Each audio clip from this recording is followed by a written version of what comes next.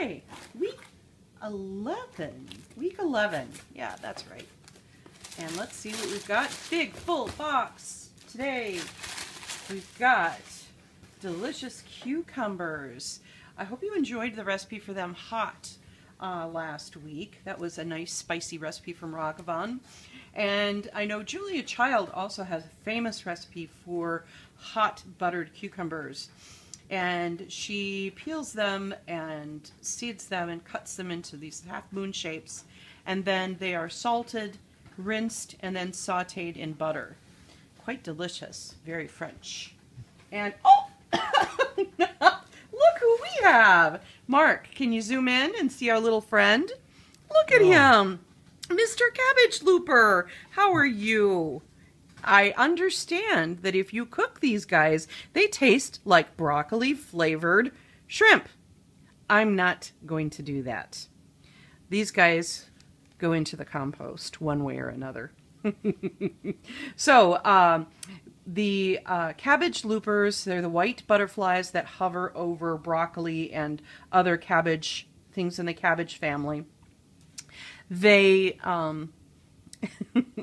they hide deep down in here, and so you will notice that if you just sauteed this or steamed this straight out, these guys would cook and pop out. Okay, that's kind of gross, right? So the easiest way to deal with them is to cut the florets in however you want to cook them for your stir fries or whatever, and then drop them into cold salted water and let them soak for about 5 minutes or so. And that will make Mr. Cabbage Looper let go, and they will float to the surface. Okay. You have a reprieve.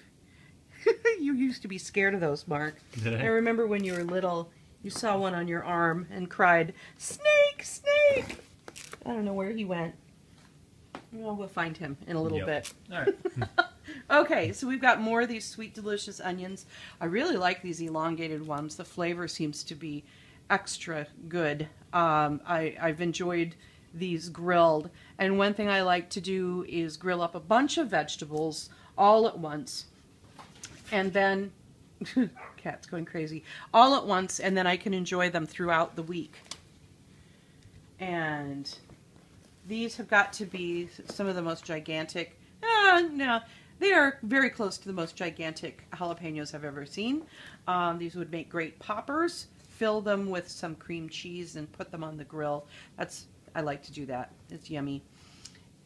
In addition to making salsa, of course. And you know, when I make salsa, I really do enjoy grilling the vegetables first. We've got some great looking tomatoes. And I enjoy grilling all of the vegetables that I'm going to use in my salsa. Grill the tomatoes until the skin chars and curls. And you can peel off some of that skin, but you know, you don't have to get all of it. The same goes for the jalapenos and the onions. Go ahead and grill them up until they're just charred on the outside, but still essentially raw. And you'll find the flavor is quite delicious and a little bit different. Wow, look at the size of these. Aren't these pretty?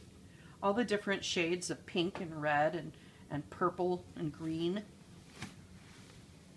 Those will be nice, just as they are. More radishes. Radishes have been really mild and large. So I'm looking forward to these sliced up on, I like to make toast. Spread it with goat cheese while it's still warm, and then slice cucumbers or radishes on top of the goat cheese and add some salt and pepper. You'll notice there's a lot of Riverbend sand, Riverbend farm sand on there, so make sure you wash these things well. And here is a kohlrabi. We've talked about that, peeling it. That peel is pretty thick and fibrous, so it's important to do that. Peeling it and slicing it and eating it raw is great, but it also cooks up just like a turnip. And these sweet peppers have been so good. Let's do that grill thing again.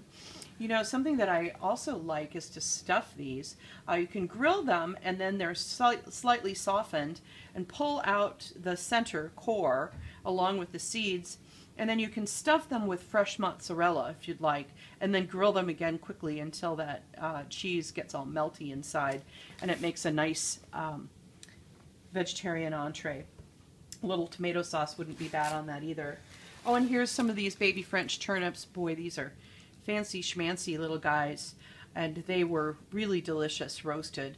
I think that, gosh, it's hard to go wrong with having them roasted. We'll probably do that again. And the greens are quite good too, cooked up. And here we've got cabbage. Okay, so I'm kind of a broken record with the grilling thing, but these are great. Cut into wedges, drizzled with olive oil, grilled real briefly, and then add a little salt and pepper, and you've got a nice cabbagey side. You know, sauteing shreds of this with butter are very nice too. And some more cooking greens. Is this a Mizuna? I think it is Mizuna. This is a Japanese cooking green. It's mild, in the mild mustard family. A little bit spicy. Let's taste. Perfectly fine. Yeah, that's definitely got a mustardy flavor to it. It's perfectly fine raw. It is a little zippy, so I like to think of it as a seasoning, and then that strong mustard flavor, or that punchy mustard flavor, really diminishes if it's cooked. I know my sister-in-law, Kumiko, is Japanese, and she says they always use this in Japanese beef and potato soup. Nikuyaga, is that right, Mark? Nikuyaga? The Japanese soup with the beef and potatoes and carrots and greens. You don't know? I think it is. It's a beef soup, and it's flavored with soy sauce and a pinch of sugar. I like those flavors. They're surprising. Oh, and look at the green tomatillos. Aren't these cute? Okay, so tomatillos are, I said green, you're purple. These are purple tomatillos, and they're yummy. I've got a recipe for purple tomatillo salsa that I did last year, where they are, I like to grill these or pan grill them. If you take a cast iron skillet and get it hot and then drop these in so they blister on all sides, I think that they soften just enough, and it really brings out their flavor. Tomatillos have a tartness to them. They really aren't a tomato, but they can be used a lot of the ways that a green tomato would be. And the star of the show. Look at this big, lovely, fragrant melon. Again, it smells like perfume. Yum. You know, they used to actually grow little tiny melons in medieval times that were so fragrant that ladies would carry them in their pockets, because the ladies did not smell so good, but the melons did. Anyway, this delicious melon has a name that escapes me. I can't recall. They told me when I was at the farm, but I just stopped at Reader's meat shop in Delano, and I picked up some dried beef.